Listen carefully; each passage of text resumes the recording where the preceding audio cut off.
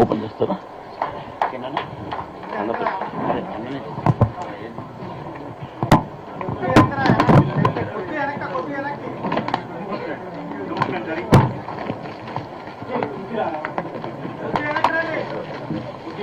అన్న పక్కపడి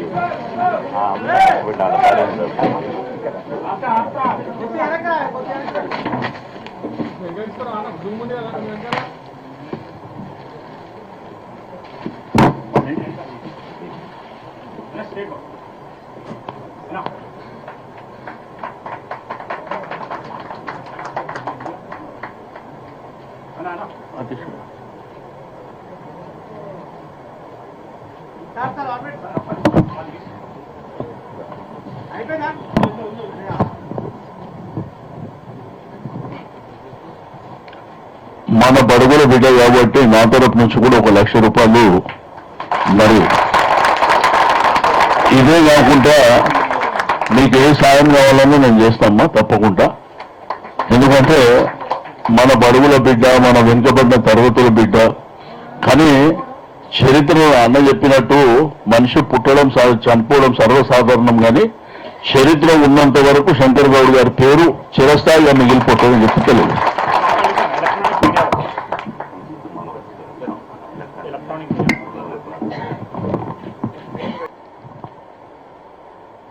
ఈ సంతాప సభ కాబట్టి మరి గౌరవ పెద్దలు శంకర్ గౌడ్ గారు ఏప్రిల్ 22 సమ్మె ప్రారంభమైనటువంటి ధర్మిల మన నర్సంపేట డిపోలో జరిగినటువంటి ఆ సంఘటన, వారు 25వ తేదీన మరణించడం, ఇవన్నీ మన కళ్ళ ముందు ఉన్నటువంటి అంశాలు. సరే, ఆయన 29 సంవత్సరాలు సర్వీస్ చేశాడు. మా అంటే రిటైరు ఇంకెప్పుడు రిటైర్ 4 ఏళ్ళు. 4 ఏళ్ళ తర్వాత ఆటోమేటిక్గా రిటైర్ అవుతాడు. కానీ వారి యొక్క కళ ఆర్టీసీ ప్రభుత్వంలో విలీనం చేయాలనేటువంటి కళ తన కోసం కాదు, రాష్ట్రంలో పనిచేస్తున్నటువంటి దగ్గర 36,000 కొన్ని వందల సంఖ్యలో ఉన్నటువంటి కార్మికుల కోసం వారి యొక్క కళ. ఆయన ఆ రోజు కాల్చుకున్నటువంటి సందర్భంలో కూడా ఆయన చెప్పింది ఒకటే, విలీనం అని. కానీ ఇక్కడ ఒక సంఘటన, ఆ రోజు ఆయన కాలిపోవడం, మరణించడం అవన్నీ జరిగినాయి. వారి కుటుంబ సభ్యుల రోదన కూడా మనం టీవీలో చూసినాం. ఆయన ఇంటికి వచ్చి భోజనం చేసి వెళ్ళిన తర్వాత ఉండమంటే కూడా లేలే నేను వెళ్ళాలని చెప్పి ఆయన మొండి పట్టుతోని వెళ్ళడం. ఆయన ఇన్నేళ్ళు సర్వీస్ చేసినా కానీ తనకు సొంత ఇల్లు లేకపోవడం, తన కూతురు ఇంట్లో ఉండడం అనేది కూడా ఈ తల్లి ఆ టీవీలో చెప్తుంటే నేను కూడా చూసిన. కానీ ఒక 4 సంవత్సరాలలో రిటైర్మెంట్ అయ్యేటువంటి వ్యక్తి విలీనం అనేటువంటి అంశం మీద గట్టిగా బలంగా మాట్లాడిందంటే అది ఎవరి కోసం మాట్లాడి. కానీ మీరేం చేశారు? మీ నాయకులు ఏం చేశారు?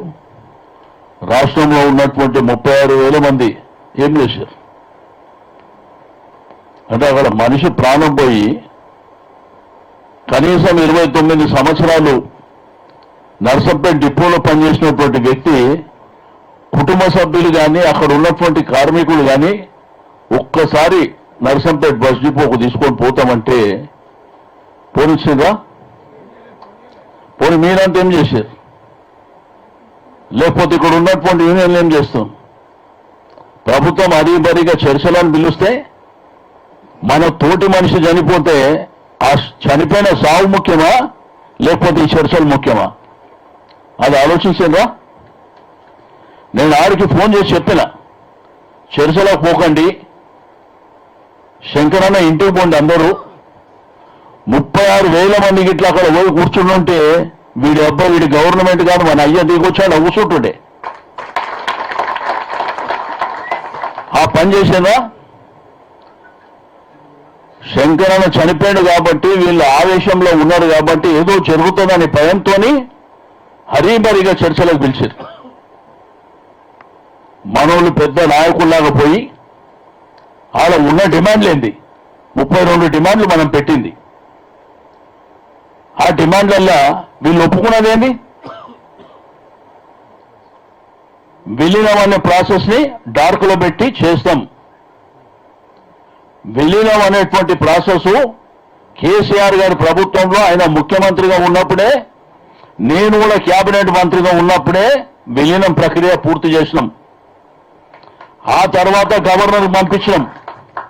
కావాలని కొన్ని రోజులు గవర్నర్ ఆపితే ప్రభుత్వమే అడ్వకేట్లను పెట్టి యూనియన్ నాయకులను ముందు పెట్టి అక్కడ నడిపించిన తర్వాత ఆయన కూడా క్లియర్ చేసిండు. ఇప్పుడు వీళ్ళు చేసేదేంటి, ఓన్లీ అపాయింటెడ్. దానికి యూనియన్ ఎలక్షన్ల సంబంధం ఏంటి? ఏం సంబంధం? ఆ రోజు ఆ మనిషి చనిపోయి ఆ కుటుంబం రోదన, ఆవేదన, ఆ తల్లి, ఆ బిడ్డ, ఆ కొడుకు, ఆ కుటుంబం అంతా రోదనతోని ఆ రోజు మన 36,000 మంది జీవితాల కోసం ఆయన ప్రాణాన్ని పణంగా పెడితే మనమేమో శవాన్ని పక్కన పెట్టేసి చర్చలకు పోయారు.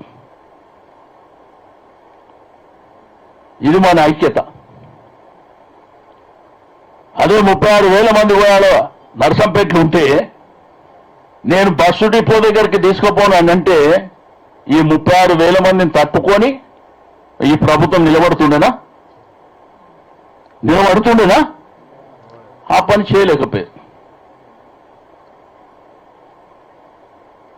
రెండోది బకాయిలు ఉన్నాయి. ఎవరు కమిషన్ ఇస్తే వాళ్ళ బకాయిలు క్లియర్ చేస్తూ ఇంత దిక్కుమాలినటువంటి ప్రభుత్వాలను ఎక్కడన్నా చూసినామా?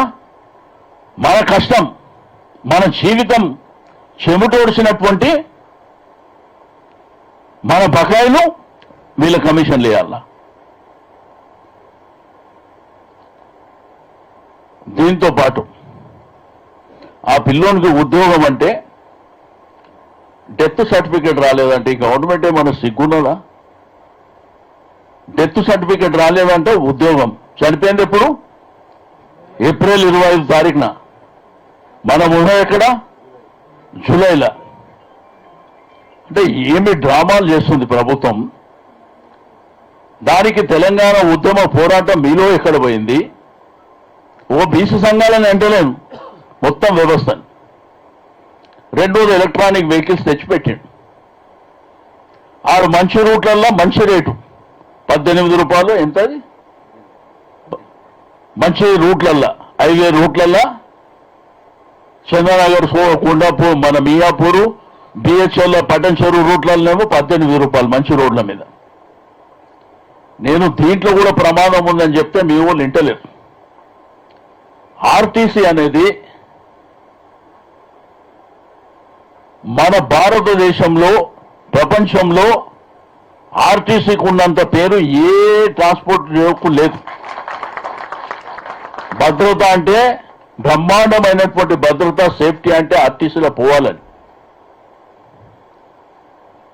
అంత పెద్ద ఆర్టీసీ బస్సు నడిపించినటువంటి మీకు ఎలక్ట్రానిక్ వెహికల్ నడిపేనికి రాదా?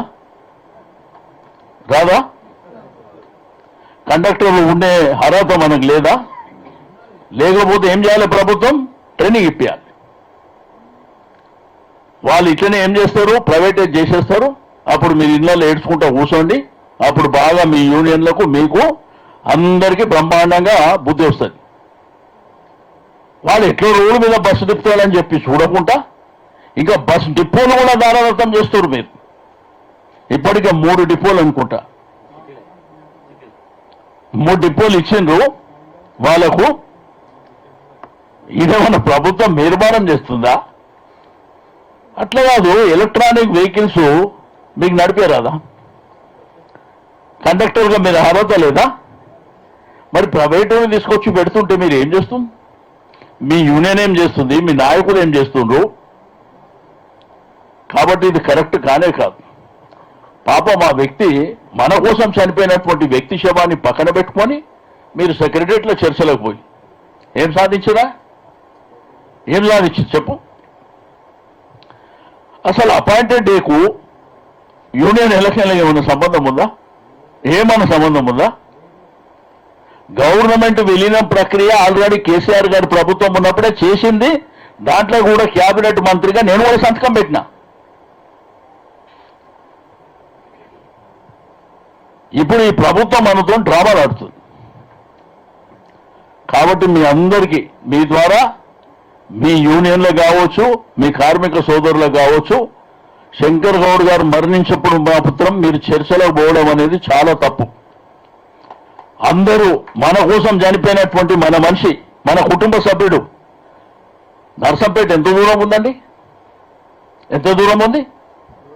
ఎందుకు పోలేకపోయింది? మన దాంట్లో కూడా చాలా మంది పోలే. అంతకంటే గొప్ప విషయం ఏం లేదు కదా ఇక్కడ. కాబట్టి ఇవన్నీ పరిణామాలను ఏంటంటే ఆ ప్రభుత్వం అడ్వాంటేజ్ కింద తీసుకుంది వీళ్ళ వీక్నెస్ ని. మన ఐక్యత ఉండుంటే ప్రభుత్వం ఆడనే శంకరన్న డెడ్ బాడీ పక్కనే ఆ ప్రభుత్వం ఉరికొచ్చి మీతో చర్చల్ని ఆడనే అగ్రిమెంట్లు కూడా అయిపోతుండే. కాబట్టి ఇవన్నీ జరిగినాయి. సరే, మీరు చేసే దాంట్లో మా పాత్ర ఉంటుంది. తప్పకుండా మేము పోరాటం చేస్తాం, అసెంబ్లీలో మాట్లాడతాం, బయట మాట్లాడతాం. ఈ ప్రభుత్వం మెడలు ఉంచుతాం. అంత భయపెట్టి పిరికి పందల్లాగా ఉండవలసినటువంటి అవసరం లేదు. ఈ మోసపూరితమైనటువంటి అనేకమైనటువంటి హామీలు ఇచ్చి అధికారంలోకి వచ్చినటువంటి ప్రభుత్వం ఏ విధంగా ఇబ్బందుల పాలు చేస్తుందో కూడా మనం అందరినీ చూస్తున్నాం. కాబట్టి ఈరోజు మరి శంకర్ గౌడ్ గారు మరణించడం చాలా బాధాకరమైనటువంటి అంశం. ఎందుకంటే మనిషిని తేలేము. ఈరోజు మన కుటుంబం, మీరు ఇక్కడ కూర్చున్నారు, బయట కూడా చాలా మంది ఉన్నారు. లేదు మీ యూనియన్లలో కానీ లేకపోతే మీ డిపోలలో కానీ డ్రైవర్లు, కండక్టర్లు ఉన్నారు. కానీ మనం ఇంటికి పోయి మన కుటుంబ సభ్యులతో ఉంటున్నాం. కానీ శంకర్ గౌడ్ గారు లేరు కదా, లేరు కదా. ఆయన లేకుండానే ఉండాలి కదా వాళ్ళు. కాబట్టి వారికి మన సంపూర్ణమైనటువంటి సహకారం మనం అందించాలి. మీరు కూడా ఇంతకుముందు తిరుపతి చెప్పినట్టు విలీనం కోసంపై పోరాటం చేయండి. అవసరం అనుకుంటే మేము కూడా రోడ్ల మీదకి వస్తాం. ఎందుకంటే ఇది లేకపోతే ఈ ప్రభుత్వం ఇప్పుడు గిట్ట నిర్ణయం చేయకపోతే మాత్రం ప్రైవేటైజ్ చేస్తారు. వాళ్ళు ఇప్పుడే మళ్ళీ ఇంకో 1000 వెహికల్ తెస్తాం, ఇంకో 2000 వెహికల్ తెస్తామని ఆల్రెడీ స్టార్ట్ చేసారు, మీరు చూస్తుండ్రు. కాబట్టి ఇట్లనే ఉంటే మరి టోటల్గా మునిగిపోయేటువంటి ప్రమాదం ఉంటుందని చెప్పి నేను ఈ సందర్భంగా తెలియజేస్తూ, మరి ఈరోజు మన బీసీ సంఘాల తరఫున మీరు ఒక గొప్ప కార్యక్రమాన్ని నిర్వహించారు. మీకు తోచిన విధంగా ఏదో ఉడతా భక్తి సాయం అనే విధంగా వారి కుటుంబానికి ఆసరగా నిలవాలనేటువంటి సంకల్పంతో నేను అదేవిధంగా ఆ మేనేజ్మెంటో లేకపోతే వాళ్ళతో మాట్లాడి ప్రతి ఎంప్లాయీ ఏదైతే 300 రూపాయలు నిర్ణయం తీసుకుంటారో అది కూడా వెంటనే ఇప్పిస్తే ఆ కుటుంబానికి మేలు జరుగుతుంది. కాబట్టి మరి తప్పకుండా ఆ కార్యక్రమాన్ని కూడా మీరే ముందుకు వెళ్ళవలసిందని చెప్పి నేను ఈ సందర్భంగా తెలియజేస్తూ మరి వారికి